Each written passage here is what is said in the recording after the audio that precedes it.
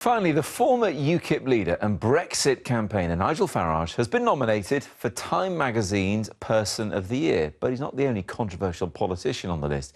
He is joined by Donald Trump, Hillary Clinton and Vladimir Putin, as well as the Turkish President Recep Tayyip Erdogan and Indian Prime Minister Narendra Modi. There are also scientists working in new DNA technologies, environmental activists, record-breaking gymnast Simone Biles, pop star Beyoncé and Facebook founder Mark Zuckerberg. What do you reckon? Who deserves to win? What does the lineup tell us about the year 2016? I'm joined now by political activist and comedian Kate Smurthwaite and comedian Erich McElroy. Good evening to you both. And Eric, first, as our American guest, Times an American magazine with a global outlook, does Nigel Farage really deserve to be on there? Oh, I think Nigel's done some amazing things, and you could say that that sort of snowball that began with the movement of Brexit, you know, which is what led to Trump, and Nigel's good friends with Trump, as we saw. He was the first British politician that Trump met with, so I can see why he might be the next ambassador, or at least he's trying to be.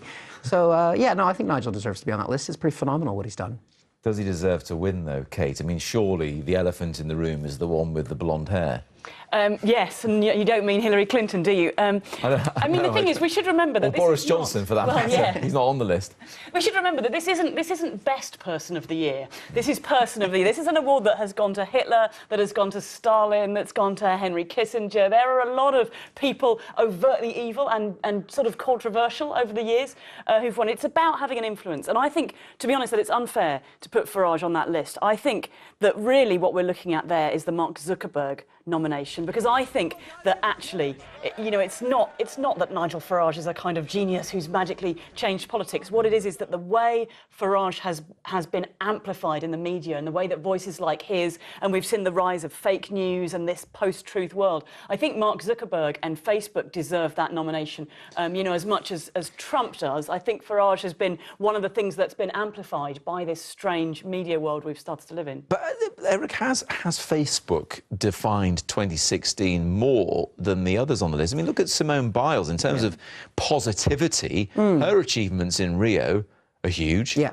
Well, this isn't a year of positivity, I think. Maybe it would be nice if she got it, but I don't think that's the overall theme of 2016 for most people. I mean, either way, whether Trump wins or loses, he's probably going to say the results are rigged. But hopefully he'll realize it's mainstream media and just refuse to accept it. But, I mean, I think Nigel and Trump deserve to be on that list because, I mean, they tapped into something that other people weren't and changed the direction of Britain, and they changed the direction of the United States. Now, they arguably used Facebook to do it, so maybe you have to argue whether it's the people behind the platform or not, but, I mean, Zuckerberg's had it before, so really should give someone else a turn. Well, that's true. I mean, it's a very weird award, isn't it? When you look at somebody like Simone Biles, someone like Beyoncé, and then they're both wonderful and inspiring women, and then you're trying to compare them with Narendra Modi. I mean, it's kind of like, you know, do you like grapes or peace? It's like, well, am I hungry or am I being punched right now? And I wonder if Narendra Modi will like being on a list with Trump, Putin and Erdogan, who perhaps are there for completely different reasons. I know you both think Trump is going to win it, and we'll find out tomorrow, Eric. I mean, it seems like it's got to be Trump. I mean, he's had the biggest impact. He's done, I mean, if you set aside whether you agree with the way he's done it, and if you agree with the fact that he's used the post-truth platform to do it, the way he's connected with people and the way he has turned over everything. I mean, he got rid of the Republican establishment, he got rid of the Democratic establishment, and I mean, even we saw with his call to Taiwan, he might be changing the establishment way we do politics in America, you know, and international relations. I don't know if I don't agree with the direction he's taking us, but he's taken us in a direction. No, we discussed that right here yesterday, and you never know that China could be the person of the year next year, or certainly their leader. But Kate, just briefly, I mean, who is missing from the list? OK, we think Trump's going to win, but who's missing from being nominated? Well, there's a few people I think are missing from being nominated.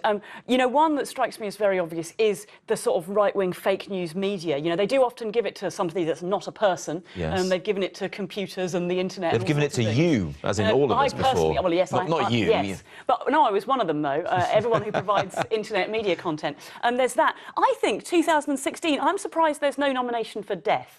The Grim Reaper, I've got it written here, exactly. I mean, he or she has had an enormous impact this year. Huge. I think a big year for death, actually. And when you look at some of the people we've lost this year, I think people are going to look back, and it's a shame, I think, to give it to Trump, because I don't think this is the year when he's going to have the biggest impact. I think, frighteningly, that's probably the next 4 years. Eric, Last one to you. Who do you think's missing? Well, I was disappointed to not be on the list. I told my kids I was going to be on the list. Next but, year. I thought maybe next year. That's my goal. We'll try and put you on it. Thanks. I thought Boaty McBoatface could make it, but apparently it's not a person. That's it from us for now. Claire Nazir has the weather next, and Danny Sinha is here with updates throughout the evening. Bye for now.